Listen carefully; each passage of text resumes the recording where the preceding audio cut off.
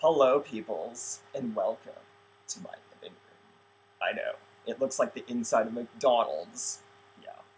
So, we've done some painting of the condo since moving in, and obviously, like, some design mistakes need to be made before making it perfect. I don't know, it's kind of growing on me a little bit, but whatever.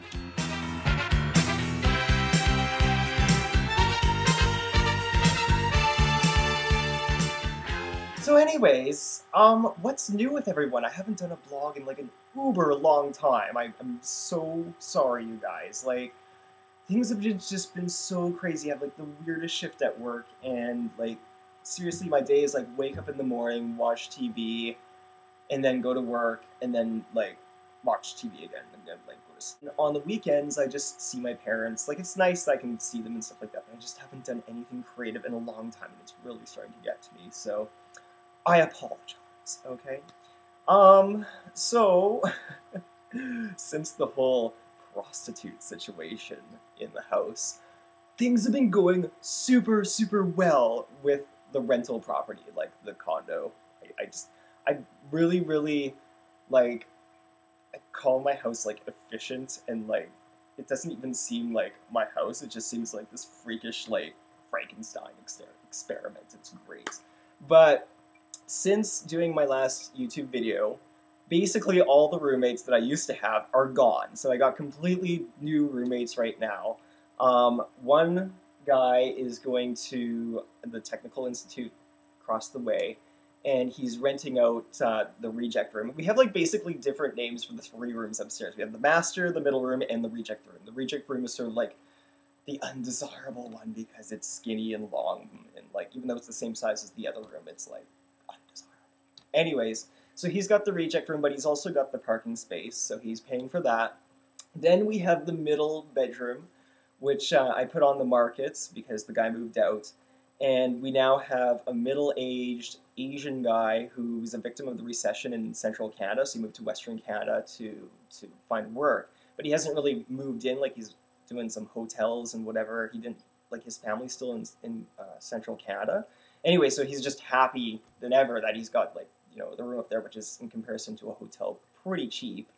But because the guy in the master bedroom, the guy that had, like, the situation with the prostitute or whatever, he moved out, not because of the prostitute, but just because he found, like, a screamingly cheap place, and I mean, I can't blame him.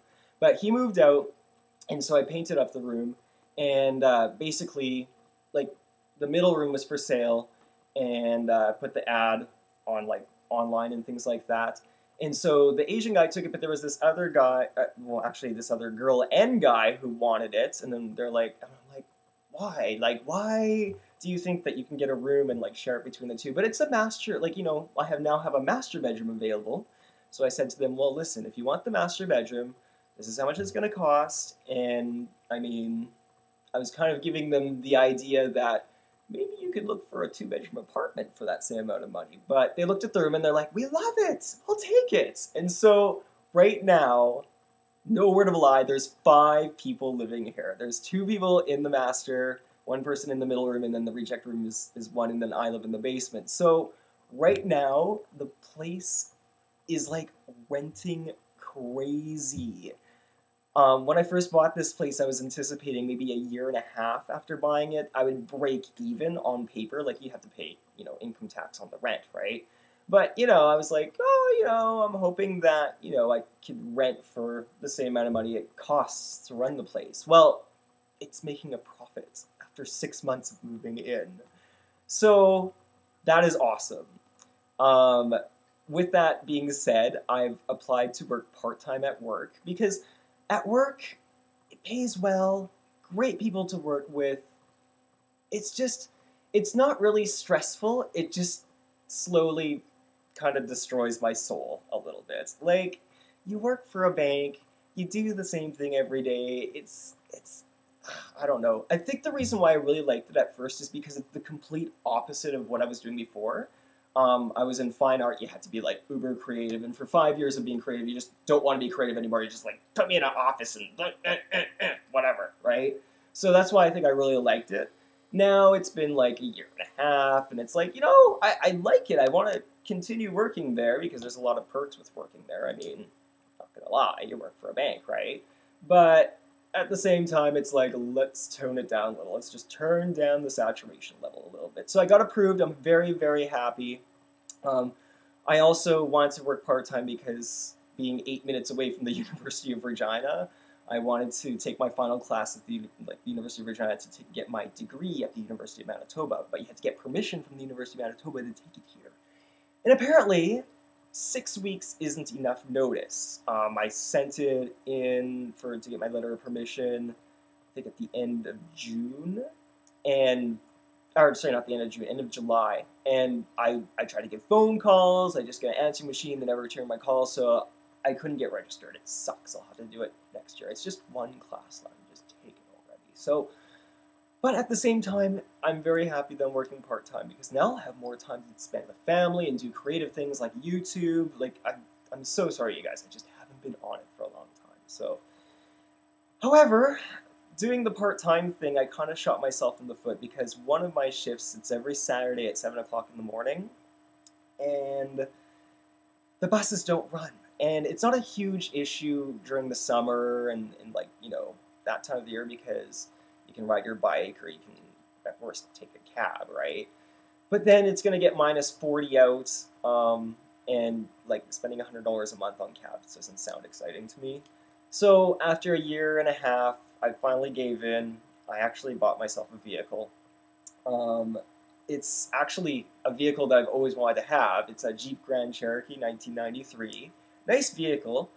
Very, very inexpensive. It was $600, and the reason why it has $600 is because, not a word of a lie, it has 435,000 kilometers, and the engine kind of sounds like it has 435,000 kilometers. So if it lasts the 6 months, I'll be happy. It runs, it drives, it's insurable. The insurance was like more money per year than the truck itself, but I now have a vehicle I can get around, and I feel like, wow, I don't need to plan myself around bus routes anymore. I actually can like go here, go there, whatever.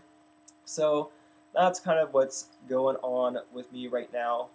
I cannot believe this place is like, it's like an internal combustion engine now. It's like, it pays for itself. Like, the world cracks open and like, you know, everybody goes to hell and everybody loses a job. It's like, well, I guess if everybody lost a job, they couldn't pay rent. But at the same time, it's like, it's really nice to know that I will never be homeless, or hopefully never be.